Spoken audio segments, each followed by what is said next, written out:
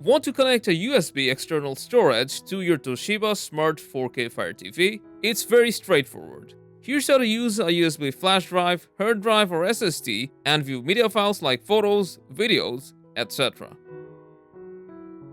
All you need to do is just load your USB storage with your media files and plug it in into one of the USB ports at the back. It will be right alongside the HDMI ports.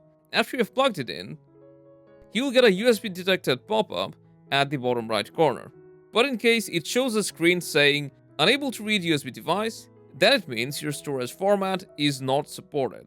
Then don't worry and choose do nothing. Don't select any other options. Now unplug your USB drive, plug it into a PC, then move out all the files you have on the storage. Then you'll need to format the storage to either NTFS or FAT32. After formatting, you can move back all your files, plug it into your TV, and voila!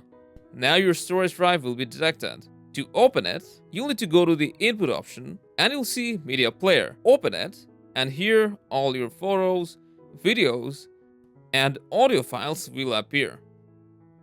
If you go to the top bar, you can also sort it via file types, and from the second row, you can move between the folders. And that's all there is to it. Hope this helped. Enjoy!